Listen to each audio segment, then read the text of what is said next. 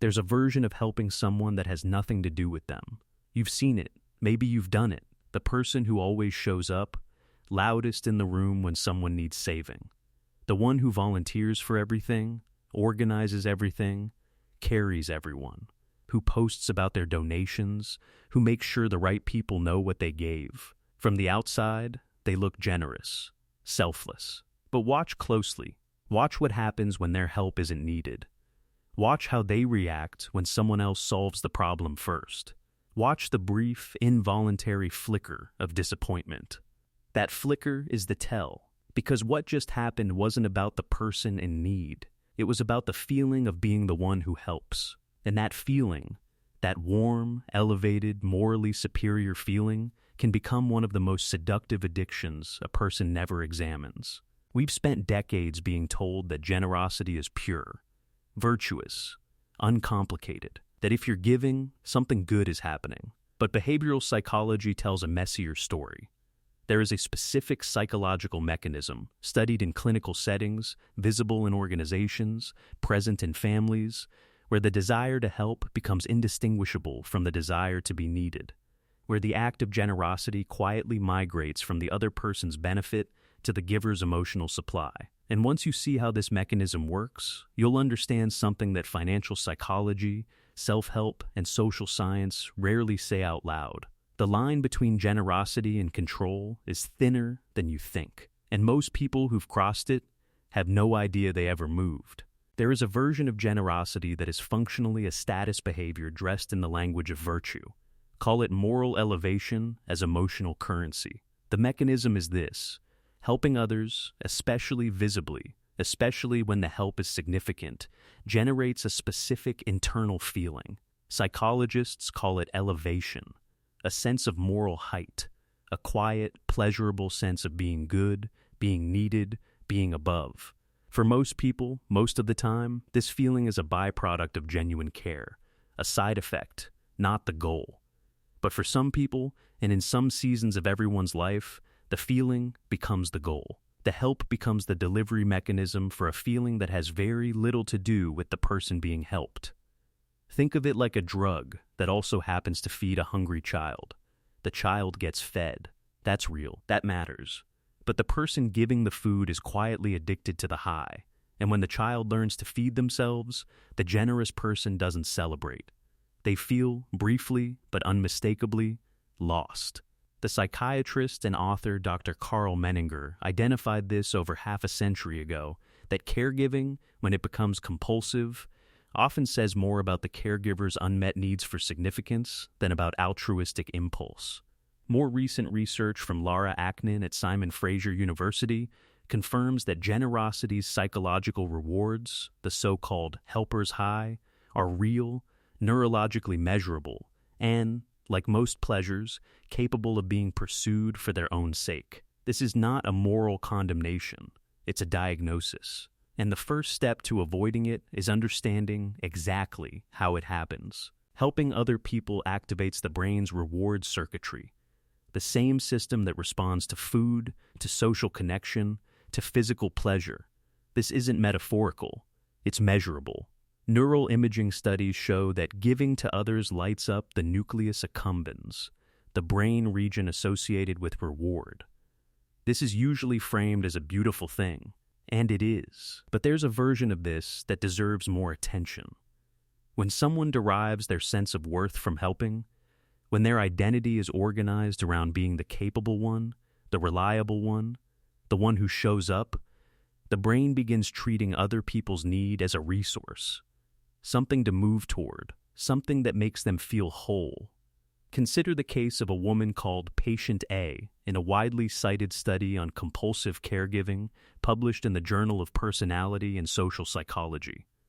She was by every measure generous, donated significant time and money, was universally described by friends as selfless. But therapy revealed something she hadn't consciously known. Her sense of self-worth completely collapsed in the absence of someone who needed her. She didn't help to relieve others' suffering. She helped to relieve her own. Others' need had become her supply. When helping feels necessary to your sense of self, when you feel restless, purposeless, or anxious in its absence, that's the signal worth examining. But here's the part no one talks about. The dynamics get more complicated and more personal at the social level.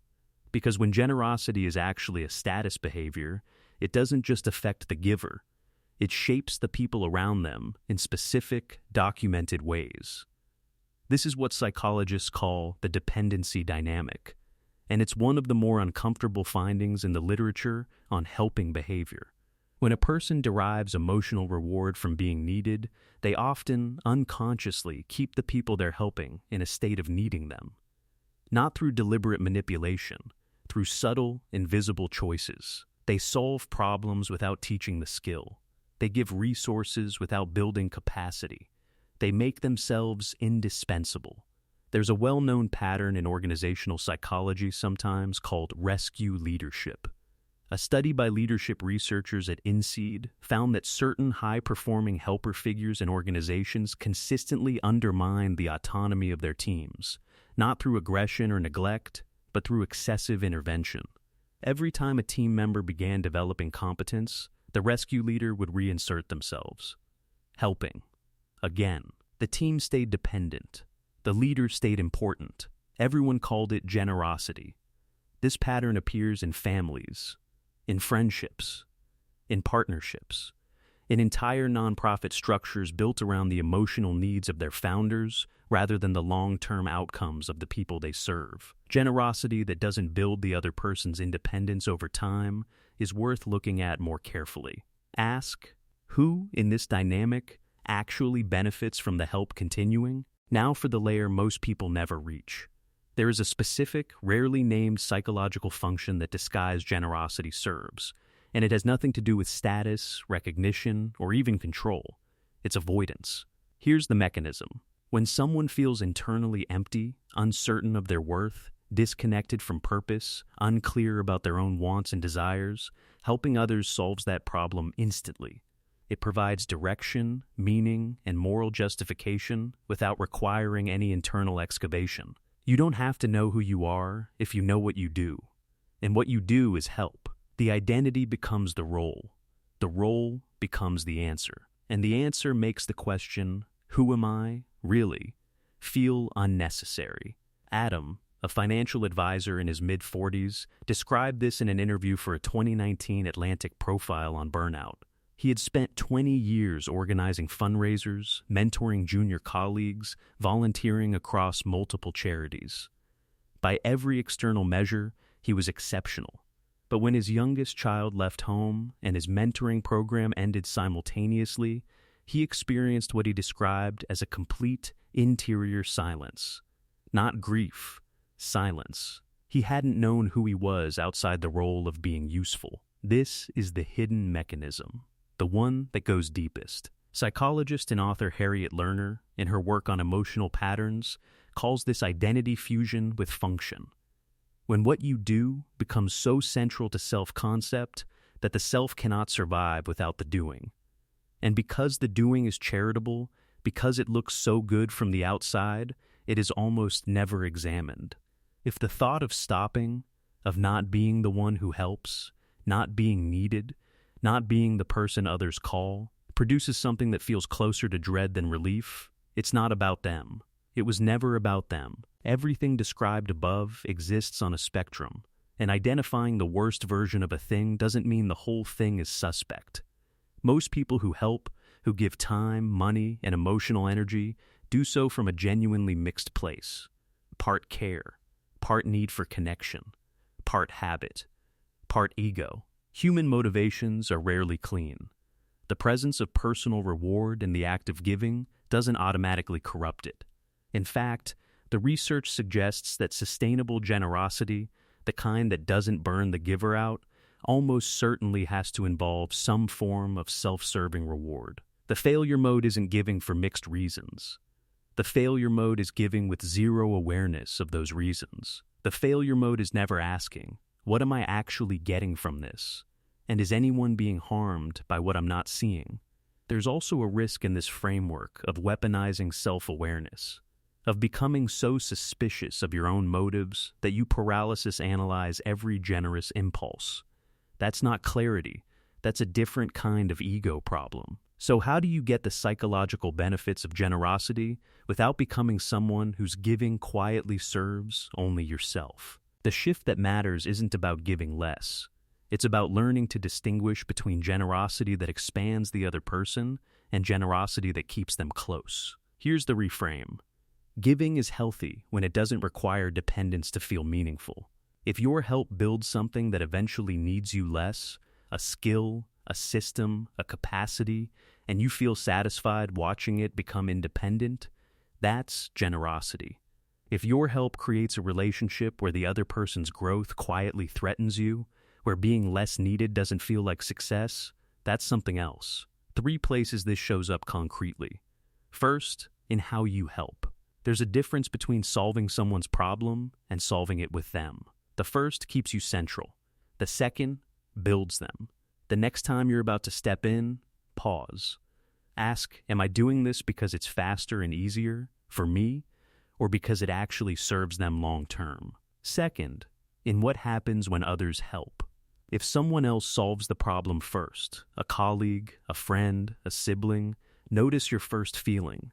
Relief means you were in it for them. Disappointment, even briefly, means you were in it for something else.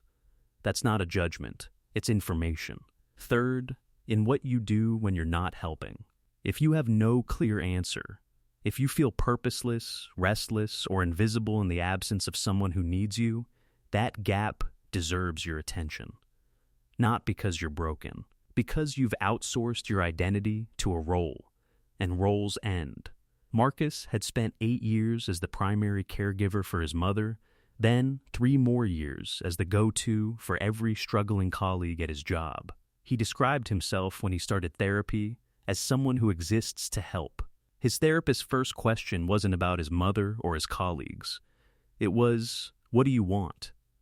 He didn't know, not because he was incapable of wanting things, but because he had never had to ask. The needs of others had always answered the question before it could form. What he found over time wasn't selfishness, it was specificity, a sense of what he actually cared about, separate from being needed. And from that place, for the first time, his generosity became genuinely free. It was no longer something he had to do. It was something he chose. That's the distinction. Not giving less, giving from choice rather than compulsion, from fullness rather than hunger. Remember the person from the beginning, the one who always shows up, who carries everyone, who feels, just briefly, disappointed when the problem gets solved without them. That person isn't bad. That person is human. But they are running a version of generosity that was never fully about the person being helped. And until they see that, they'll keep giving and keep quietly taking. The most honest form of generosity might be this: giving in a way that you'd be completely comfortable with, even if no one ever knew you did it, even if it made you less important, even if it solved itself. One line to carry: the true test of generosity is whether you'd still give if giving made you invisible. If yes, give freely. If not, look there first. What's one relationship in your life where, if you're truly honest, you're not sure who the help is really for?